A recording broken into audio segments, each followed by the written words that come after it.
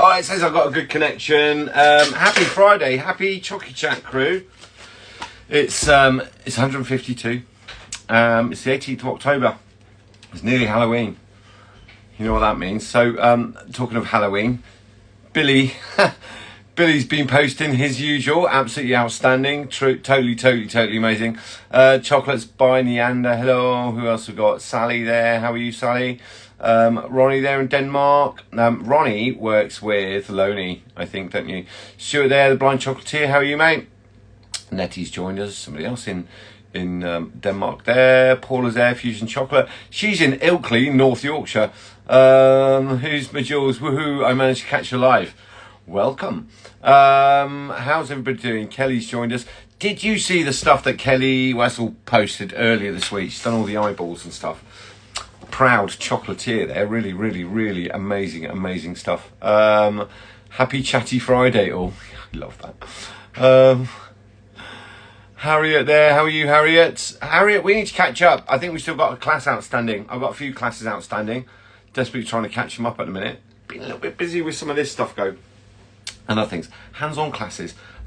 Yacht chefs. Lots of yacht chefs. End of season for them. So they've all booked classes on their time off. Topping up the knowledge, because I think that's what good chefs do, right? When you're always learning, right? You are always learning. So, Coco Wild's there, I think, down in New Zealand, in Auckland, I think, New Zealand. I can't remember where everybody's from now, haven't I? Posted, he does some amazing. Chocolate Wilds does some absolutely amazing. Coco Wilds, I should say. Some amazing stuff. You should go and have a look at that. Go and have a look at that page, Coco Wilds. Talk. Hello from Rome. Hello. Who else have we got? Surfer Lake, another one in New Zealand. How are you? Jacqueline Cornett has joined. That's a new name. I don't know you, but you're welcome. Callie saying, hi James. Had a problem with banana caramel. Blitz banana mixed with cream. Heated sugar to 175. Added the cream. It had butter added at the end and cooked to 112. Then blended. So what was the problem with it? Did it not mix? It could be that. Hi from the Isle Bakes. Hello in the Isle of Wight. It's kind of over the sea from me. It's the next island along, actually. Yeah, I live on an island. Who else have we got? Cassandra there in Sweden. Wirral Lass, up in the Wirral, I think. It's up near Liverpool, if anybody wants to know where that is. It appeared to be okay, but has a bizarre texture almost.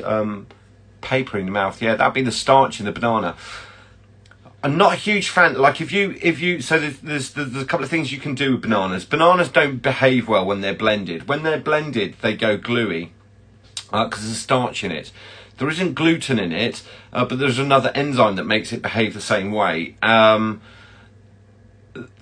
there's an enzyme in there that can make things ferment. All right. So and when I say ferment, it can go a little bit bubbly, and it can go if you don't take it to high temperature. I'm guessing if you've made a caramel, one of the things is to make banana puree and then freeze it, because that just kind of kills off any enzymes in there and makes it go watery again. It breaks down the starch, and it splits it kind of. It takes the water and it takes the starch element to the surface. It's not really starch; it's cellulose, but very high in cellulose fibre. There's a couple of options. You can make a banana puree. You can add a little bit of citric acid to stop the browning and then freeze it. You can add lemon juice to it. Not particularly nice with banana lemon. And then freeze it and that'll break things down. Or you can just kind of pan roast them really high heat. Probably do it in a wok rather than an oven. Sprinkle icing sugar over it, a little dot of butter, and just almost pan fry it. Breaks down all that starch. Then puree it, and it has a much nicer mouthfeel. If you put banana in raw, I think into ganaches, in parfaits and ice creams, it's exactly the same thing. It's got this really weird, grainy, soapy texture to it that's not particularly pleasant. But you made a caramel with it, so I know what you mean by paper in the mouth. It's like it's a banana issue, Callie. It's a banana issue. You just need to break down those fibres by high heat. But if you're adding a banana puree to the cream and then deglazing sugar that's 175, the temperature's not going to be high enough to kind of break down that fibre. So you kind of need to keep the two separate. Make the puree. I prefer it caramelised. I'd say I do it in a wok, right? Just kind of stir fry it, little chunks. And And but don't use bananas that are really ripe. Use bananas that are underripe, that are a little bit firmer, and they're easier to cook. And then they'll just go all slushy. Then blend that, get the puree, and then I would deglaze with the cream. I deglaze the caramel with the cream, then I would add the banana puree afterwards, right? Just make sure small amounts really blended in. So, Creative Confections, hello from Palo Alto, California, in San Francisco Bay. We're all over the world tonight. Who else got? Mr. Max, hello. Robert there, Exo Chocolates in London. Robert, we need to catch up, mate. I think we need to catch up. We need to know what's going on with the stores. Fair to say. Linda there in Jordan. Lonely Larson, I think, in Denmark. Yeah. The Blind Chocolatier. So Stuart, the Blind Chocolatier, I loved to see the post that he did the other day, and he said the Blind Chocolatier. So he posted it as Stuart Han, that's his real name, and he said the Blind Chocolatier bought me an oven. So basically, you bought yourself an oven, Stuart. Is that what he said? Make that bread. Bread sells. Fresh bread, good bread always sells. Lonely, good evening. Hashim's joined us in Bahrain. Walaikum salam. Creative Confections, can you please address the various reasons that ganache might separate? You'll never believe it. Literally, before I joined this chat, I had to answer somebody who's making a ganache, wasn't concentrating, all the fat's risen to the surface. How do I fix it? So why do things separate? I tell you what, instinctively, what chefs do, things will separate. So when you're, certainly a ganache, when you're making a ganache, what separates is the fat's got no liquid to bind onto. When it gets broken down into small molecules, it needs water to make that emulsion, as well as other bits and pieces of it. We've got chocolate mass in there, which will emulsify. Chocolate's already got an emulsifier in it. If there isn't enough water, what it does is it squeezes out the fat, so you get all this fat rise to the surface. Imbalance, so it's normally lack of water content, and the lack of water content could be not enough cream, because water contains cream. So generally we're using heavy creams, double creams at like kind of 36-38%. It's not going to be a pure kind of 62-64% is water, because there's other fibres and sugars and bits and pieces in there. Things separate because there isn't enough water, and that would be the water that's in the cream. You can add a few drops of water. If you've got a ganache that's split, yeah, but I've got a ganache. I don't know where my bar mix is. I was using it earlier. I think it's in the workshop kitchen. If you're making a ganache and it looks a little bit grainy, mechanically you can bring that back together with high-speed friction from a bar mix or from an immersion blender. That may well bring it back. If you try an immersion blender and it still looks split, a couple of drops of boiling water might be, and I say a couple of drops of boiling water, like half a teaspoon of boiling water, turn the stick blender on and add a half spoon of boiling water, tiny spoon. That might be enough to bring it back, to bring that emulsion back up. Or you can boil some cream and add that, okay? Which is probably, in terms of shelf life, a better thing to do. If you're making a recipe that always splits, you just need to have a look at that recipe, and if you've got to add more cream, then you assume that you need to add more sugar, liquid sugar, so glucose, inverted sugar, whichever one you're using. Things always split because of lack of water. What I've seen chefs do instinctively over the years is when things split, they start adding more fat because they see water come to the surface. They're like, well, I'll add more fat. What's happened is the fats that are in there have squeezed out the water because they can't bind it up, right? So because there isn't enough, there's just no emulsion left. If you add a little bit more water to it, it'll blend in. The other thing that you can do is a trick that we did back in the day. If you've got a ganache that has split, if you don't want to add water to it, if you just warm up some inverted sugar or glucose. Inverted sugar is a little bit better because inverted sugar's got more water in it. Just warm up some inverted sugar and drop that in and blend that, and you'll find a lot of ganaches will come back in, but it's lack of water content, right? I hope that answers that one. It's always lack of water content. Choco Chamley, hello, how are you? Surfleg, does freezing bonbons, as long as you do it properly, make them less shiny? Thinking of starting some Christmas bonbons to freeze. Won't make any difference at all to the shine. The shine is to do with many things. You got a couple of moles here. couple of molds here, there's a couple of shells here from the class this week. Do you like those? I made those this week. We were showing, I do the hands-on class, and we just show lots and lots and lots of different techniques of how to do things. That was just luster dust. I think you always recognise that one. That's one of mine. See that shine that's on there? If I put those in the freezer, when we bring them out, we will get condensation on them.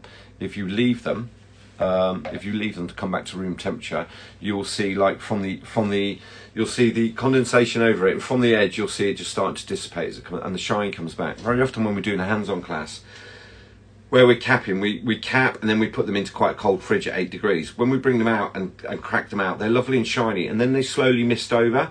We leave them for 10 minutes, and then all that kind of that condensation dissipates off. It's exactly the same with freezing them. I've got a tub here. Yeah, they're down here. So are they down here? Yeah, they are.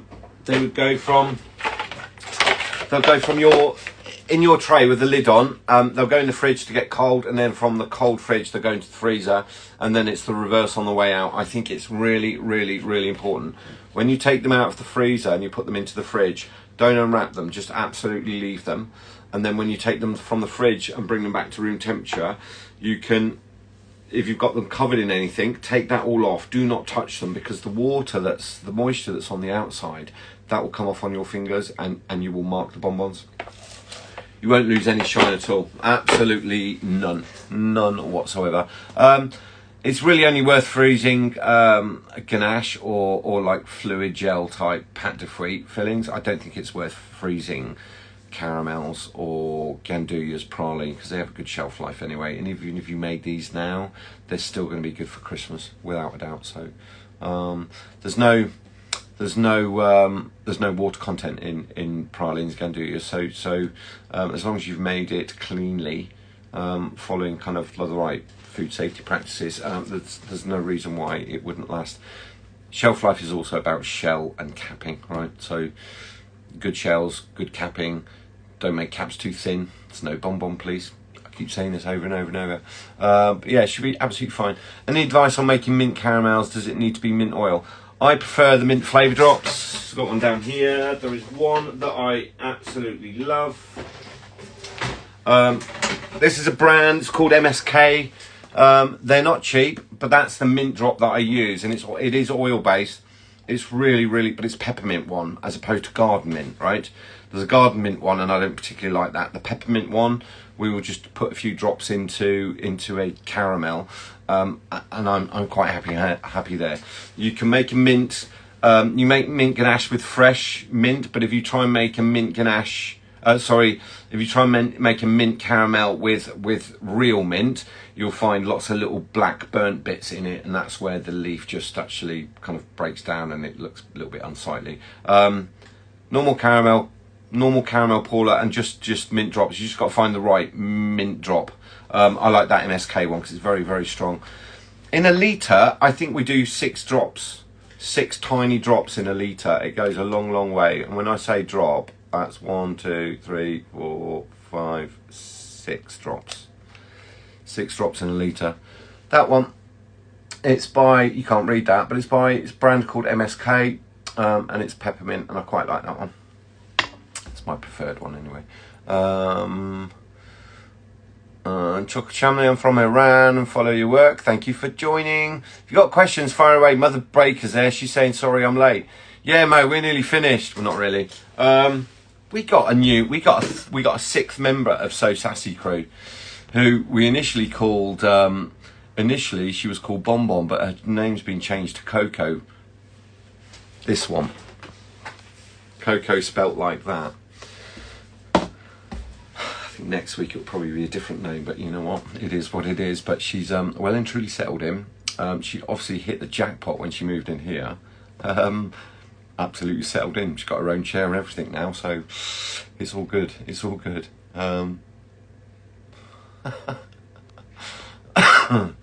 Linda Art in Chocolate. She is in. I think you're in New Jersey, or is it Connecticut? They're next to each other, aren't you? But Yeah, Linda, we need to schedule this week, don't we? Definitely. So just for stash lunch, Gina gave to remember my pastry skills for next week. Oh, are you? So you're only making bread. You're not making bread for the shop, Stuart. I think you should. You'd sell. Chrissy there. Good evening. So if I put chunks of caramelized sugar in a vanilla ganache, would it melt? Yes, it would, because ganache has got a bit more water content in it. The caramelized sugar that I've made is in here. 1 second. Where are you? That is the caramelized sugar. It will suck up air, and it goes. Look, it's gone a little bit. It clumps together a little bit. But the reason we put it in backpacks, I took this out because I was doing a class with this the other day. If you put that to gandujas or into pralines, or sometimes we put it into capping when we're chocolate, where it's just plain chocolate, it'd be absolutely fine. If you put that into a ganache, it will melt. It will melt and go to a liquid, and it's highly likely that it will just seep through the shell. So it won't go into caramel. It won't go into caramel, and it won't go into ganaches. It will just completely melt away. I did try doing it once with demerara sugar, which are slightly bigger crystals. That didn't work either. So. Let me scroll through. Any questions? Mother, yeah, has Bonbon settled in? Yeah, she's well. Her name's Coco now. Well and truly settled in. She's not drawn as much blood as we thought. Yeah, she's found her forever home. So she's living like she's asleep at the minute. I was up with her at 5:30. Well, I started work at 6 o'clock this morning. But I was up with her at 5:30, and she kind of wouldn't leave me alone. So, April with the logo. Yeah, I was up with her. Yeah, I'd start work at 6. Yeah, we'd start work early at the minute. 6 o'clock starts in the morning at the moment. I'm a bit busy, and I've got chocolates, and I've got all sorts going on at the minute. But yeah, she's doing great. She's just the 6th member of So Sassy. Notice the apron looks great with the logo. You get these with the hands-on classes, and I made a mess on my jacket, so I just threw this on because I looked like I fell in the bin, right? So,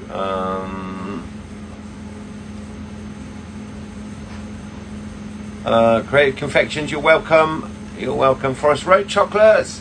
Who else have we got? Tree Heavens joined. Roman, how are you? If you've got questions, fire them away. If I know the answer, I'll answer.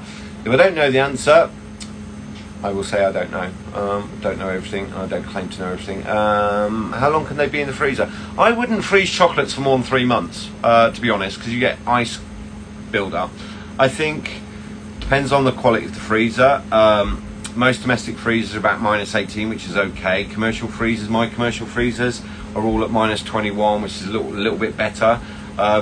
Things freeze just much quicker. I think what's really important is odour transfer when you're freezing for a long period of time. They would need to be in like vacuum sealed. It doesn't need to be like vacuum crushed, just sealed in plastic. Even if you could get that into a giant Ziploc bag, it would be enough. It just stops the odour transfer, because chocolates in a freezer, they will pick up every flavour that's going on in there.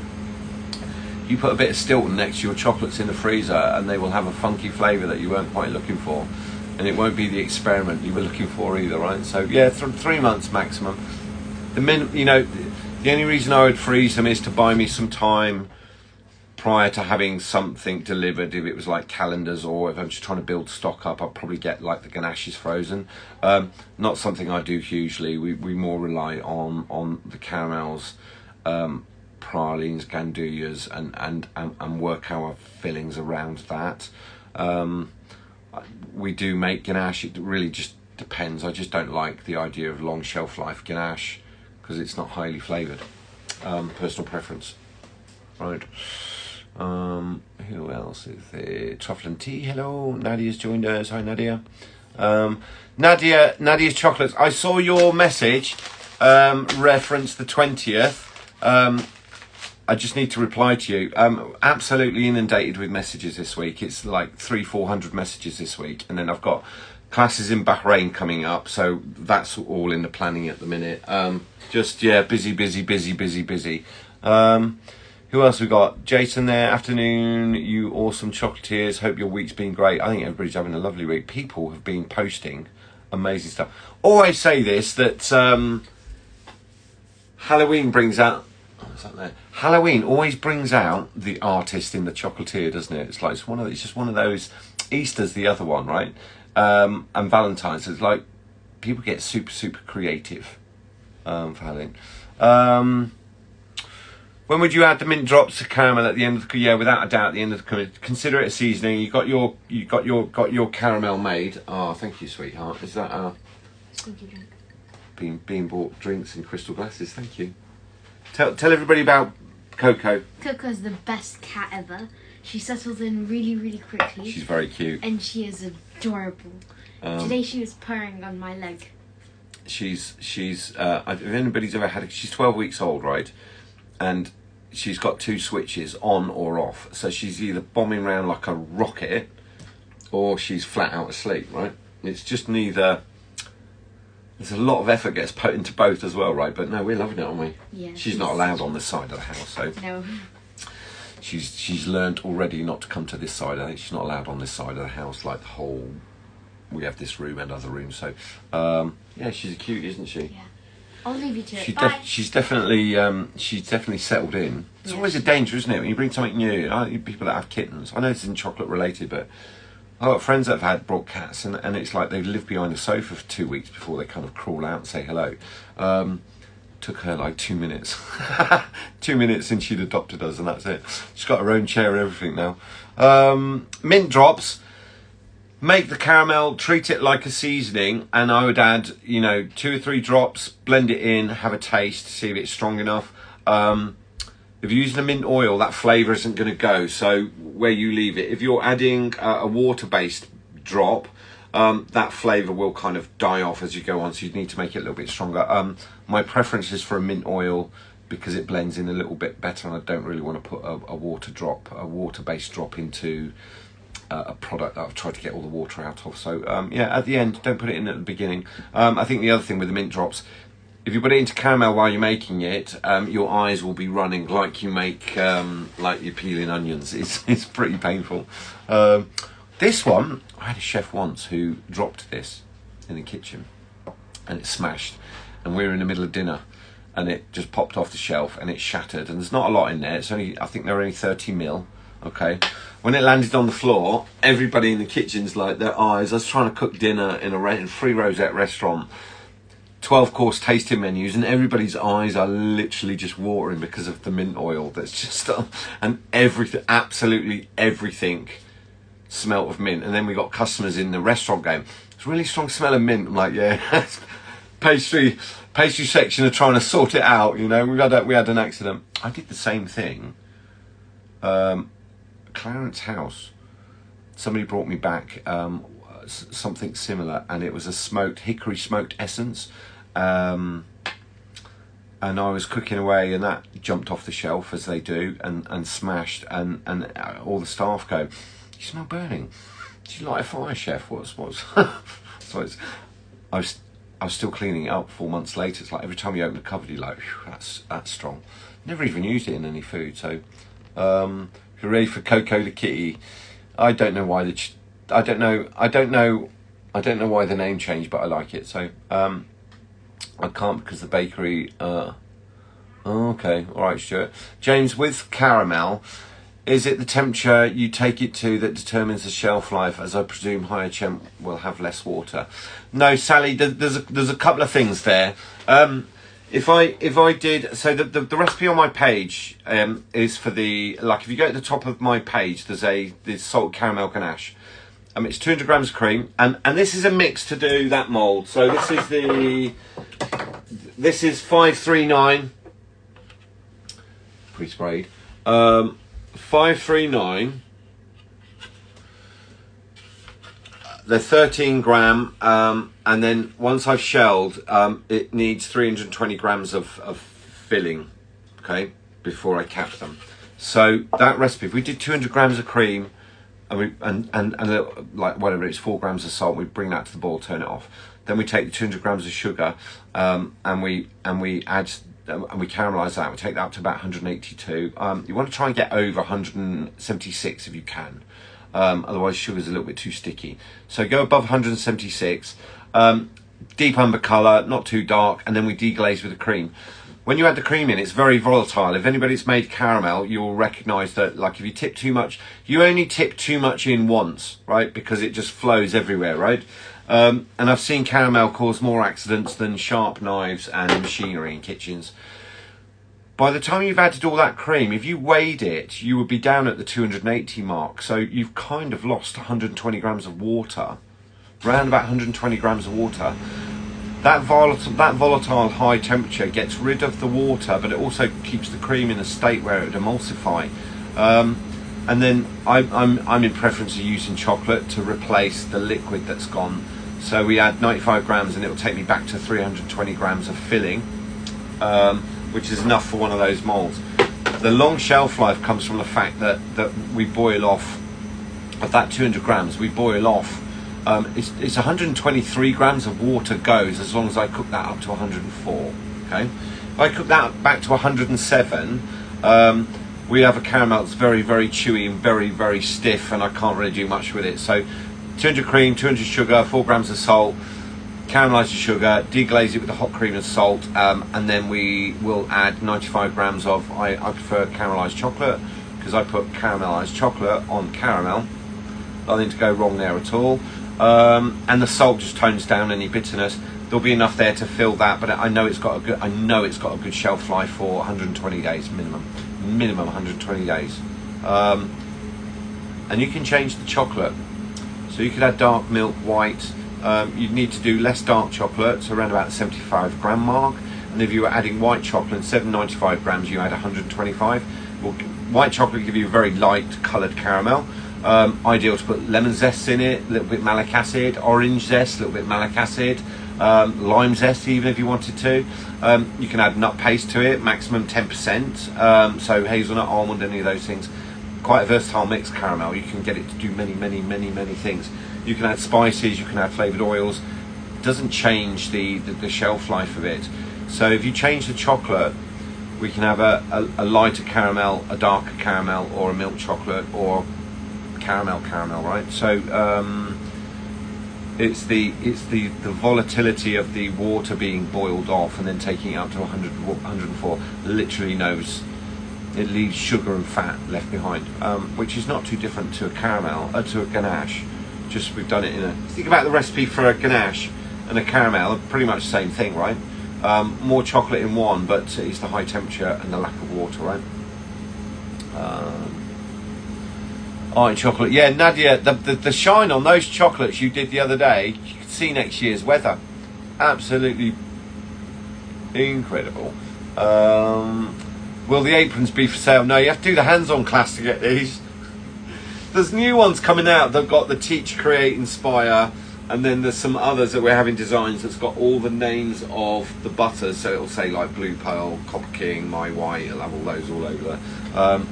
There are printed ones, whereas these are embroidered. No, they're not for sale, but you're not the only person that's asked. How would I make maple syrup reduction? Just reduce or add some kind of setting? I'd reduce it straight down, maple syrup. It's very, very watery. Really low heat, keep stirring. If you want to reduce maple syrup, keep moving it, keep whisking it. If you've got a flat bottomed whisk, just keep it moving while it's boiling. You can add some aromatics to it, like orange zest and cinnamon or clove or mixed spice, something like that. But if you're boiling down maple syrup, keep it moving. If you leave that to stand still, it will burn like you can't imagine, and you will end up with bits like that colour dotted all on the bottom of the pan. You want to reduce it by half. What I would say to do is get the scales and zero them and put the pan on, and then put the maple syrup in, and then find out and then zero your scales. If the scales don't weight, put the pan on, fill it up with the maple syrup and write down the weight of it, okay, and then put it on the stove, so that instead of trying to guess if it's reduced by 3/4, just put it on the scales and just use your calculator on your phone and just track backwards. right? That's the easiest way of doing it. I've seen people reduce things and try and tip it out of the pan into another bowl, right? And then take it from the bowl back into, just weigh the pan, right? It's a lot easier. Keep it moving. Linda, keep it, just reduce it and keep it moving. The second it stands still, it burns like you can't imagine. So you want to reduce it by 3/4. It'd be very, very sticky. But at that point, it will be thicker than honey. And once that's cooled down, you'll be able to pipe that straight into bonbons. Sit a pecan on top of it, and then put a little ganache over the top of it. It's really, really nice. Vincent's there. How are you, Vincent?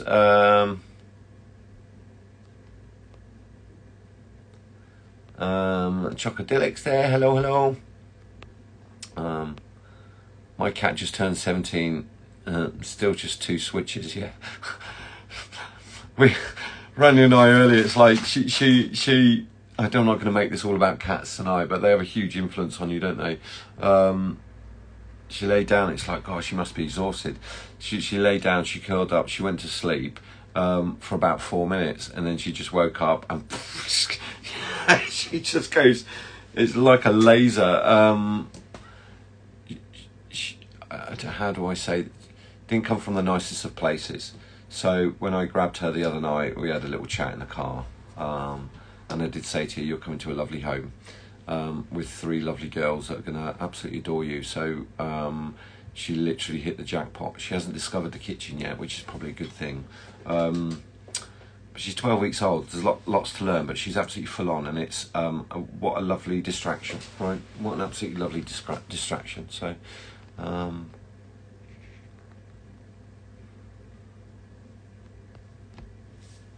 my cat is officially the neighbours. He likes hanging out at our place for peace and quiet.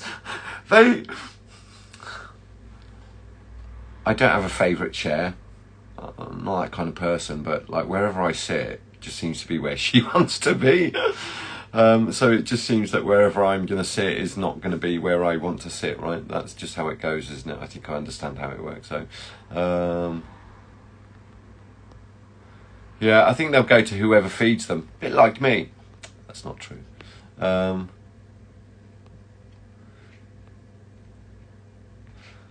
do you allow for evaporation with caramels?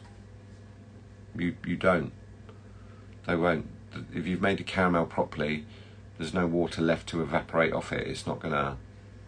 There's so much fat and sugar bound up in it. The water's all bound up, so there's gonna be no evaporation. So, chocolate creams in Iran. How are you, my friend? Would fruit caramels also last that long if taken to a? Depends on the liquid that you've used for a fruit caramel. Fruit caramels are a very, very different thing because we've got to measure how much water content against fibre. And if you looked at something like raspberry, which is quite low water, I'd probably cook it to 104. Strawberry, a little bit more water, maybe cook it to 107. If you took something like passion fruit, which is really, really liquidy, very, very, lot of H2O, a lot of water in it, that kind of needs taking to 115, 116. It really, really does depend on what you're doing with fruit caramels. They behave very different. And equally, like mango, you try doing a mango caramel, you try cooking it to 104 and it just turns into a blob in the pan. So that needs a lot of sugar and it needs additional water adding to it so that you can get it up to that high temperature, because mango's got mostly all fibre and a lot of sugar. Whereas passion fruit has no fibre, lots of water and 0 sugar, right? So you can boil it down all the way. Do you dissolve malic acid in water as you would citric acid, or do you treat them the same way? If I'm putting malic acid directly into something, it'll be in the grain format. Citric acid I don't really use. I had this conversation early in the week, actually. Let's have a look. We got 2 here. I've got citric acid. It's normally really, really granular. If you've got, I don't have it. If you've got a clean coffee grinder, they are huge. They are huge granules, right? They are huge granules, right? So they don't dissolve in very well. So malic acid is very, very, very powdery, very powdery. I've never bought it in big crystal size like citric acid. I get these little tiny pots, but it is like the finest dust, right?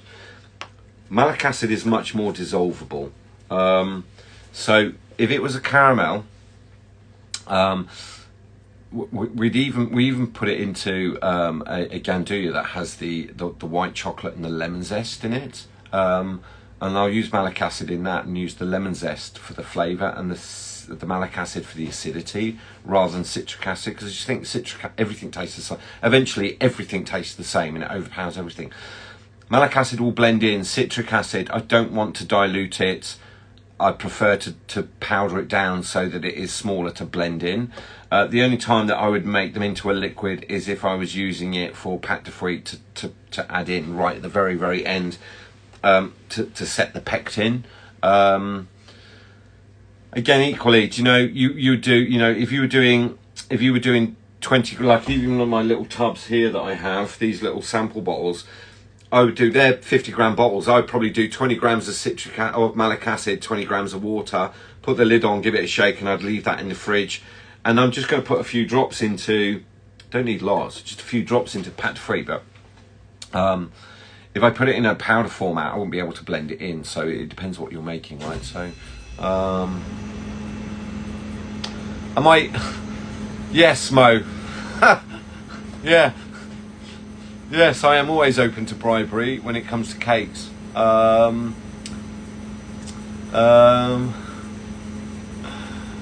Nadia, you are definitely getting to the next level. We all watch your work. It's absolutely beautiful. I love your style of painting. I see a lot of chocolates, right? I see a lot of producers. Even if I saw them before I saw the name, I can normally guess who I think they are. And if it's in Chocy Chat crew, I can definitely guess who's made them. I'm normally bang on. If I had to cover their name and then guess who it was. And I think Nadia, everybody's got their own little style of how they do things, and that's what I like. That's the individualness. This is why we do bonbons. This is why we make something that big industry can't copy. It's the individual artistic interpretation of what we do. Don't know if I've found my style of painting. Sometimes I like messy, sometimes I like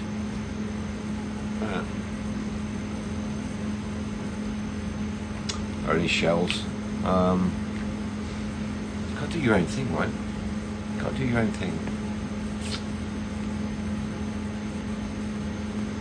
Let me scroll. What other questions have we got?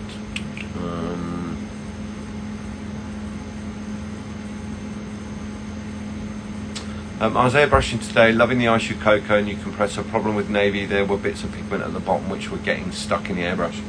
You need to mix them. If you melt colours, there's an example of black. Black's at the bottom, cocoa butter's on the top. If you melt them in a dehydrator and you leave them to stand, they will separate. That's the navy blue. That's the navy blue there, and the cocoa butters come to the top. They need a really good stir. Okay, get yourself some of those little kind of, and they need a really good stir, especially in the corners, right? You need to blend them really well. It would be lovely to keep them in the bottles because you can shake them, but it does happen in the bottles as in the bottles as well. Particularly if you melt the bottles, and if you do really high heat, you will find. I've got one here. You will find. Gold is actually, there's an example, because Loney posted this. Loney Larson posted this the other day in Denmark. She cuts all the bottles open, and you can see right in this bottom rim, there's a couple of things there. That rim is indented, and then there's this little dent here, so that when you heat it up, the bottle can expand without splitting. That's why that's there. All these little manufacturing things. And then that little indent there leaves a little groove, and you can get colour stuck in there. Even if you melt the bottles and give them a really good shake, sometimes you get pigment or colour stuck in the bottom of there. Difficult to get into the bottle. I much prefer melt what you need, give it a really good shake, tip out what you need, put the lid on, drop that in the fridge, and it will probably set mixed. If you leave it on the side, it will always separate. They always will. They are, fat soluble. not so bad. So type A is not so bad, don't tend to separate too much, but any of the type Bs that have got heavier pigments in them as opposed to dyes, they will always separate and you will get bits on the bottom. And if you leave it too long, little bits will calcify on the bottom. The other thing that can happen is you can get, if you overheat them, you can get little bits that of shards that are really, really rock hard that don't blend in as well. That's also a problem. So Linda, that is an ideal. Put that in, yeah, pecan gandulia, and then put reduced maple syrup on top. Winner chicken dinner, without a doubt. Channel Island chocolates. Hello. I said that winner chicken dinner. There were some bonbons in M&S the other day that defo looked like Chocy Chat crew work. Possibly. I need to go and have a look. So, Ray Davies, I was doing some spraying using ethanol and powder, and I was using a detailed spray gram. I'm looking to buy a new one. What make would you recommend? Ray Davies, go and have a look on my... So if you go to my main page... Wait. These ones, I recommend these ones. These are the ones, these are just the hands-on classes. That one. It's the Fender. It's the FE183K. I've got a few. These are just the classes for this month. Let me explain. If you go onto my page on Instagram, if you go to the highlights, it's got a link for the airbrush. I think these are down at £21 now. So it's a great little brush. Comes with a hose and the different needles and all different cup sizes. I just think it's a really, really good package. There are other brushes. This is the one that I teach with. This is the one that I use myself. And I know lots of people use this brush, and there ain't much to go wrong with it, and it can do quite a lot of things. You don't need an expensive brush. You need a good compressor. You know, you could give me an amazing £300, you know, Harder & Steinbach Infinity. It's not, it's nearly £480, but if the compressor isn't great, I ain't going to get anywhere. These are, I think these are cheap enough and good enough that you know, we will run 3 or 4. I think I've always got 2 in here. Yeah. We're always running 2. One will be just for white. That had black in it, obviously. I guarantee this had white in it. Yeah, that had white in it. So, we'll always, we'll run them at 0.8 needle or a 0.5. We have one that's a 0.5. The 0.5s generally don't have the limiter on the back. So when I find them, because I wouldn't limit it down, I would just use it as a 0.5. The limiter on the back tells me it's a 0.8. You can put a little band on it, but they always come off. But yeah, go and have a look at the highlights on my page. I love using that brush. I don't find it difficult. I don't find it cumbersome. I've used many brushes over the years. This one, like I said, they're economical to buy, right? I think they're like £21, £22 now for a brush with a hose and all the needles. Absolutely bang on. So,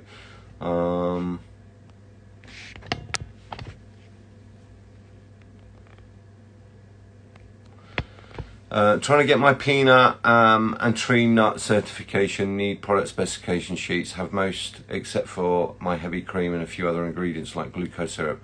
Would love some suggestions. That's a tough one. If somebody hasn't got, so many places don't. Like I don't. Like we have nuts in the workshop, so I can't be nut free.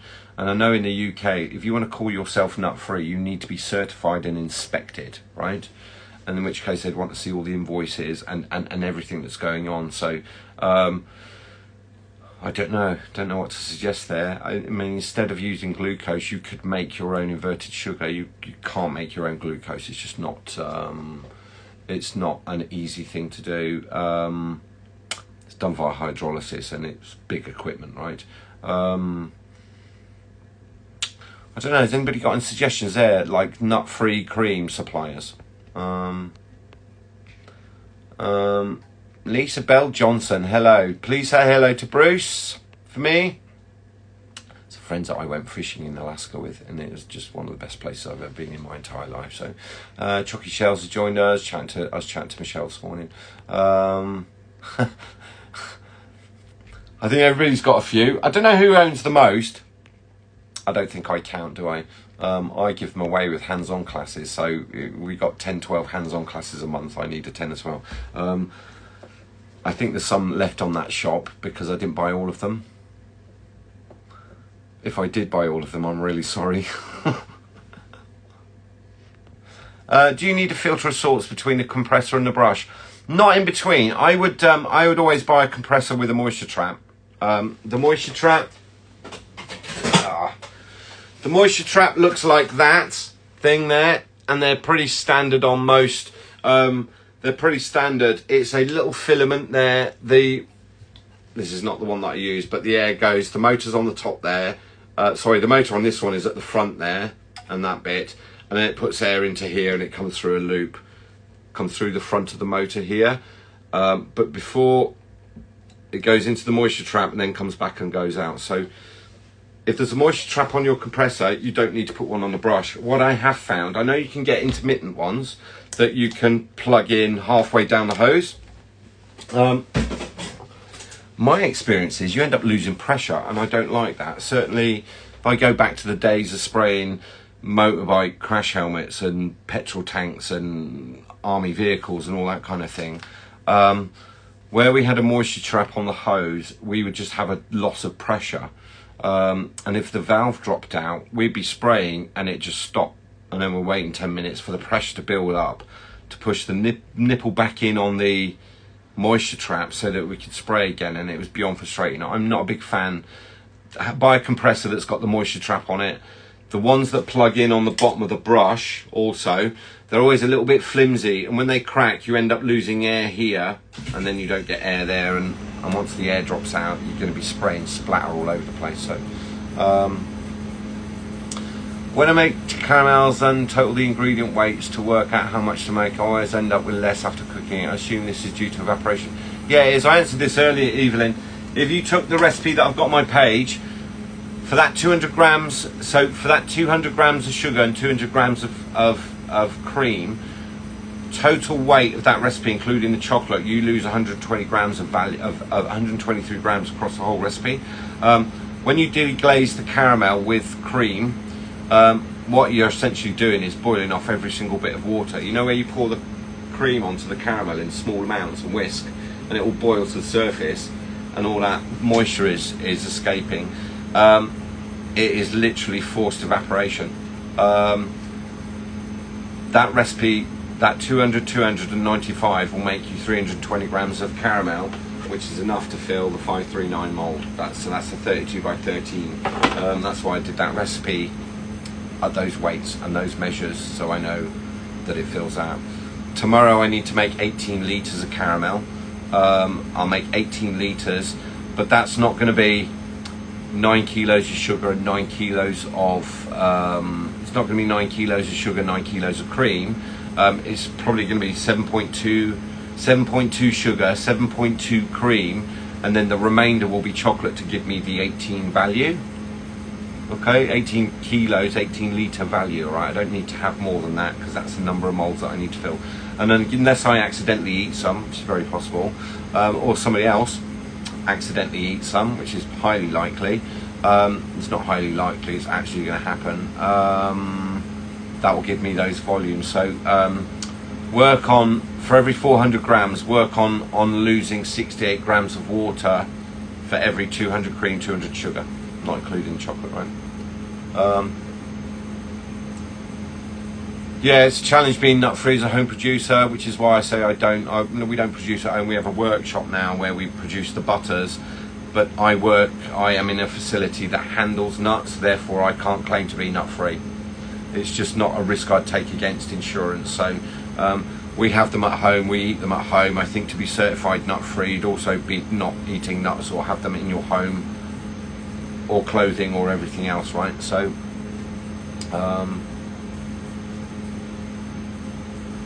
the US, oh no, really?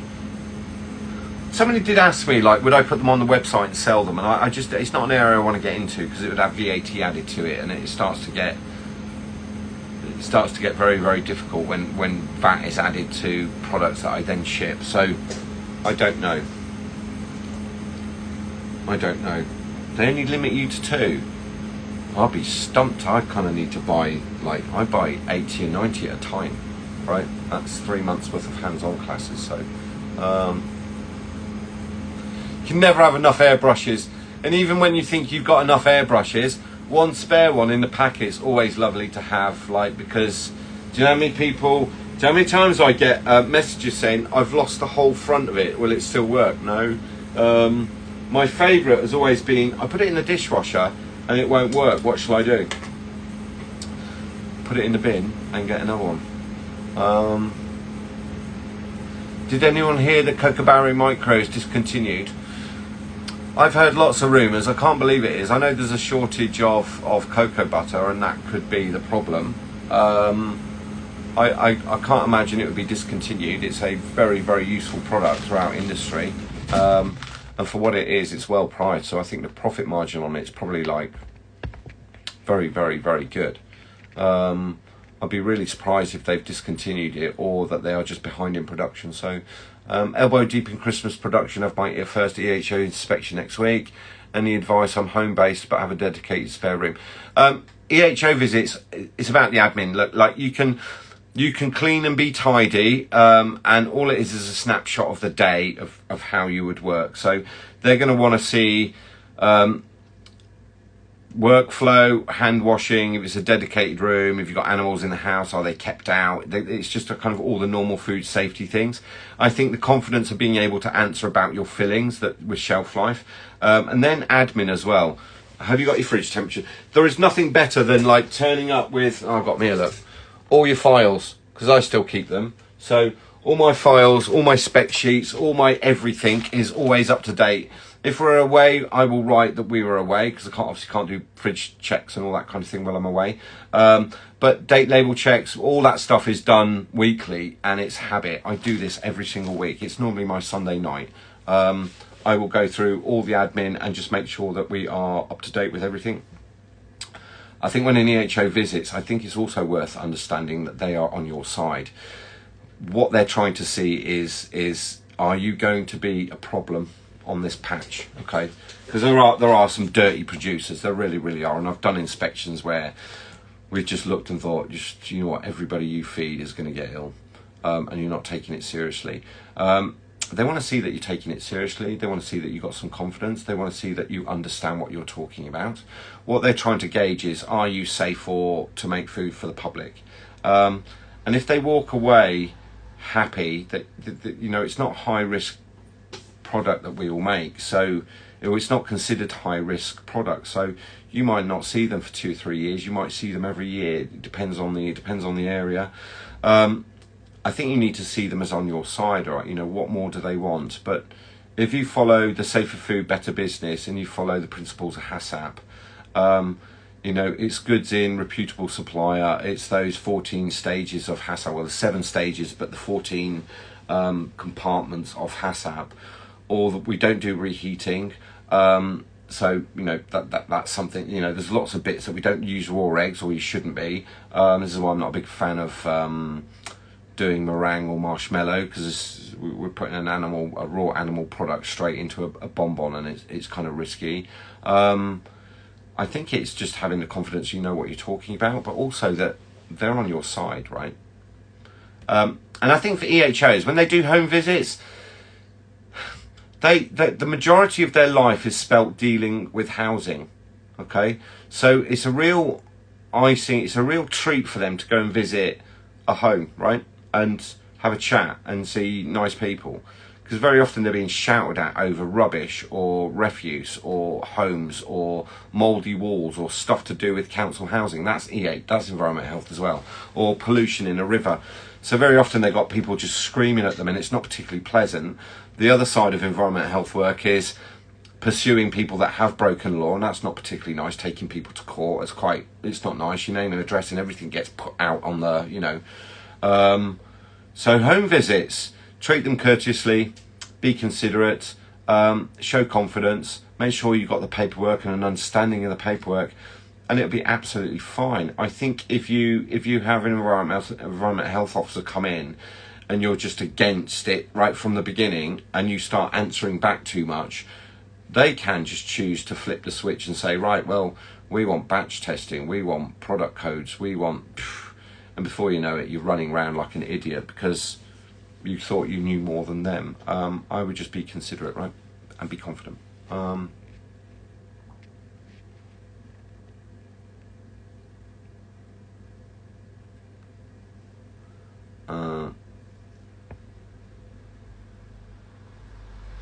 Oh, we got, thank you. I bought maybe by mistake a spray gun. I'm extremely small operation. Can I still use the spray gun? My apparatus does not have that built in. I put the spray gun. I generally find that spray guns. There is a Badger, the green one. I think it's Badger or a Sparmax 0.8. Which goes okay, but there's a little bit of a lag because it just kind of sprays too much. It just doesn't hold enough volume. I put it onto your compressor and see how it works. Like, if it's not how much pressure's pressure, it's the volume behind it. Like, is the gun going to run out of air before you've got halfway across the mold? That's the nice thing about the small airbrushes is it's just a little bit more detailed. As soon as you go up into a gun, you need a lot of volume air behind you, and I always suggest like 5 litres or more, right, for a gun as opposed to an airbrush. So not discontinued, but can't get any micro until next year.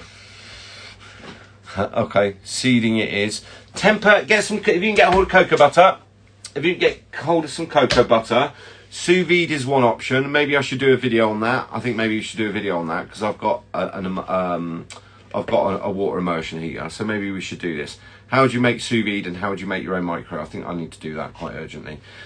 Alternatively, I would melt cocoa butter to about 34 degrees, stick that over a bowl of ice, stir until it's almost completely solidified, okay? And I would push that into a block or into a ball. I get that into a ball so it's solid, okay? And then keep that in a plastic Ziploc bag and then grate that over your chocolate 1.5 to 2% when you, So then you'd warm chocolate to 33.5. You'd grate that tempered cocoa butter in and then stir, or use an immersion blender. If you use an immersion blender, add the micro at 33 because the friction of the blade will send that all the way up to 34, 35 with a blink of an eye. And then we know that once it goes over 33.8, we've gone over the temperature where beta crystals would melt, and you can be left with a bowl of chocolate that you think's tempered that isn't. Okay. Maybe I should do a video on that one. Now I answered something this week, right? I chocolate like teachers. Okay, so I'm going to have a rant about teachers. When I was teaching somebody seeding, because they had problems with seeding, and it was this, that they stuck their metal thing in, right, and left it on the side, and then they're like, well, that's the chocolate tempered, right, because the chocolate's gone nice and dull on there. Absolutely wrong, and it infuriates me that teachers teach like this, because if I melt chocolate to 45, hear me out, right, because this will make sense to all of you in a minute, and you'll go, oh yeah. If I melt chocolate to 45 and then we add 1/4 to 1/3 and we stir it, nothing changes until we get below 33.8. Any bits of chocolate that are left as we pass 33.8 and lower, that's what's tempering or seeding your chocolate. If it's all melted by the time it's 32, wrong. We want to take it down to 27 because we know the maximum amount of beta crystals, but it'd be too thick. Then we need to warm it up. That's where everybody makes a mistake. Heat gun.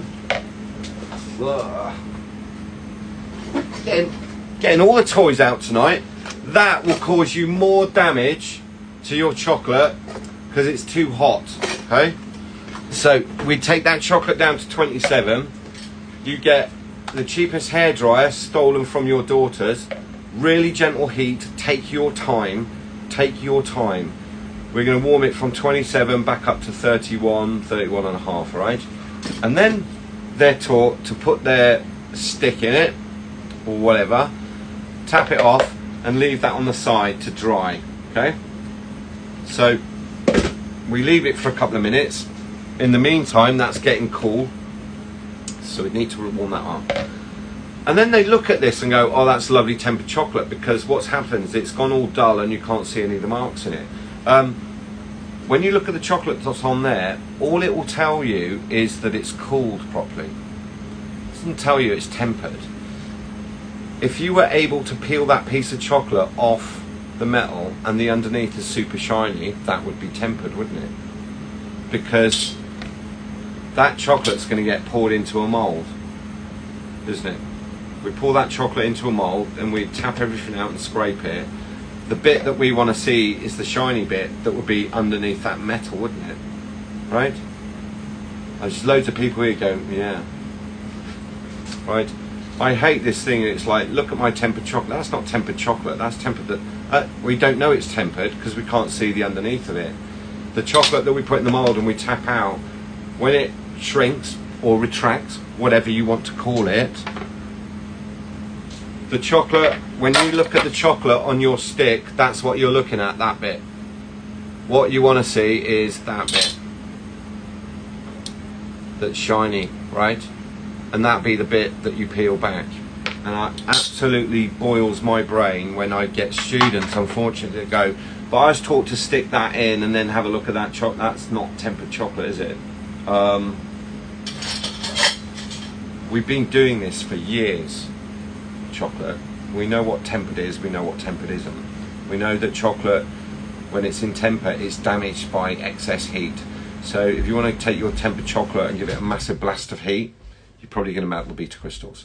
If you're gentle with it, and I mean gentle heat, I'd be much happier spending a minute or two warming that back up to 31 rather than banging that in the microwave or putting a heat gun on it to bring it all the way back up. Too much heat will break those beta crystals. They're microscopic, billions of little chains, right? And they're sensitive to heat. So we would 45 degrees, we'll add the seed, we'll stir it. Nothing changes until we get below 33.8. Below 33.8, the chocolate that's melting is what's seeding it, along with agitation. We'll take it down to 27. It'll be too thick, so we need to warm it back up. If there's any big chunks of chocolate in there, yeah, you can fish them out. If you really wanted to, you could put a stick blender in and just blend those through. That will work as well. When we're checking it, we want to pour some, ideally, pour some on a silicone mat, right? Pour some on a silicone mat, and then I'd want to be able to peel it so I can see the back of it, because that's the tempered bit. Not the dull bit of chocolate on the back. That's not tempered, that's just cooled, right? If it doesn't cool fast enough, you end up with bloom. And if it blooms, if it cools too quickly, it'll probably crack.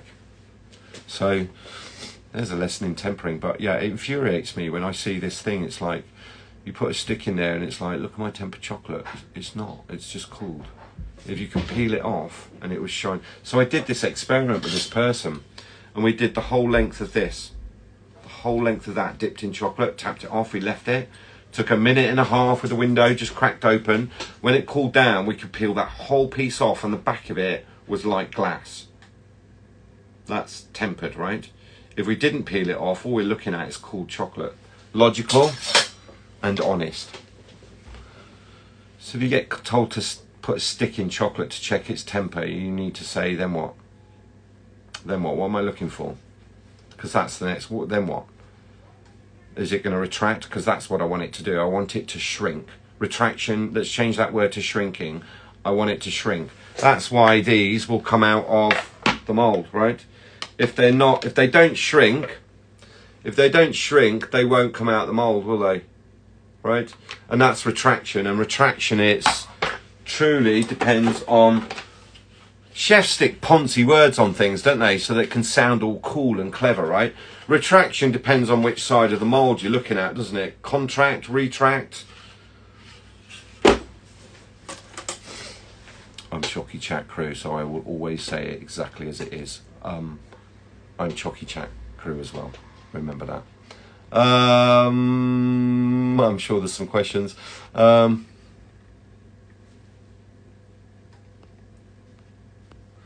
I work for a supplier in the UK. We got told out of stock until next year, so definitely not discontinued by manufacturers. The supplier may have listed it as it doesn't look good on them. Wow. I didn't realise there was a shortage on Micro. Could be business there for me, couldn't there? About to order an Easy Temper. Evelyn, easy. Trust me, easy. Like if I was going to start, I've said this so many times. If I was going to start my business again, I would have bought Easy Temper, or I'd have bought an incubator, whether that's Kadzama, Magic Temper, or Easy. I'd have bought it earlier. It's a game changer. I can temper chocolate, I can temper my cocoa butters, I can also temper fillings, because if I get a ganache and I get it to 33 degrees, we'll just blend in 1% total volume of total volume. So I've got 1.5 kilos of ganache, I'd put in 15 grams of, and we blend that in. I can make fillings crystallise quicker. The reason I put chocolate into caramel, if I put butter, dairy butter into caramel, yeah, it tastes nice, but I can't temper it. If I put chocolate into caramel, I can then add silk to it, blend it through, and I can get it to set firmer quicker. Again, I did this on the hands-on class the other day. I was talking to yacht chefs, and I have to make the classes relevant to the people that are doing the class. And I said, we'll fill this caramel, and it'll be firm enough to cap in the next kind of 15 minutes. We came in, we touched it, we capped. The one that we didn't temper was still liquid, too liquidy an hour later, right? And it doesn't have a major effect on the consistency. Just without the silk in it, it doesn't crystallize quite as quick. It just means that I can pipe 15 minutes later I'm capping, right? They don't need to wait overnight. Nobody's going to break in overnight and make your fillings set. It's just cold temperature and time, right? Unless you temper them, right?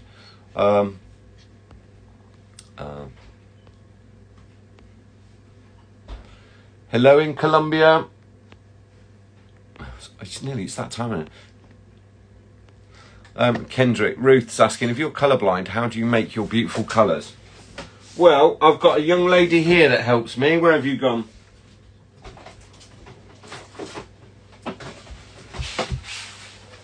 Come and say hello. Oh, yeah. Come and say hello. Do you help Daddy with colours? Of course I do. Okay. And then we've got special glasses, haven't we? Well, I've got special glasses. Dada has special glasses so he can see. I'll show you what they look like if you look through them. And that's the colours you see. It's pink. Well, it looks pink to you. When I put those on, I can see red and yellow. I can see pink and yellow easier with those. He can see all the colours. So, and then the colours have labels, and I have formulas, and I have recipes, and I stick to them absolutely rigidly. Some of the colours are, you know, per 2 litres, 2 grams, right? Or 0.5 of a gram of one colour. Thank you for saying they're beautiful colours. It's not a disability, it's just an inconvenience, right? I can see some colours, just not all. I can't see pink and yellow. Can't see red and brown. Green and brown. Green and red. Yeah. But Dad But I've got little helpers, blue. right? So, I've got little helpers, haven't I? Hello. You help Again. me. You help me. Sandra, Sophia and me always help. They all help. When we were designing the colours, I wrote the formulas down, I would show them to say, do you like this? And they'd say it needs to be a little bit more blue, or it needs to be a little bit more green, or it needs to be a little bit more yellow, or a little bit more this. Anybody that ever tells you they did it alone are absolute liars. Nobody did. So even if somebody came and brought you a cup of tea, they helped, right? True? Nobody does it alone. Nobody. We're going to go in a minute because it's nearly that time, isn't it? We've got to go and feed something. But We've got to feed our new cat. am I green? But it is it's CP4, so it's colour perception 4. So it's all 4 colour groups apart from the 5th, which is grey. Marks and badge wasn't a problem at all because I can see really, really well at distance. And if you know anybody that is colourblind, ask them how their night vision is, because it is absolutely chronic. Like my low light or dark, I have absolutely fantastic vision because I'm used to seeing shade, right? You all pick out colours, so your brain pick colours out. I don't, I pick out shade. So I can walk around the house and I'm the main they're all bumping into stuff. I'm like, how can you not see that on the floor? It's quite clear. It's good when I was in the army, being able to see it at night. Right, I'm going to get going. Yeah, it's that time already. I just gave them all a lecture on do you remember we did this with a student the other day, and it's like peeling the, what is tempered and what isn't tempered. Night, everybody. It's my bedtime. Have an amazing week, everybody. Keep going with the chocolate. You should be like Christmas plans, all that stuff should be ready to rock and roll now. So have a great Halloween. Have a nice weekend. Can we show you a picture of our cat? There is the cat. And she's asleep at that's the moment. Coco.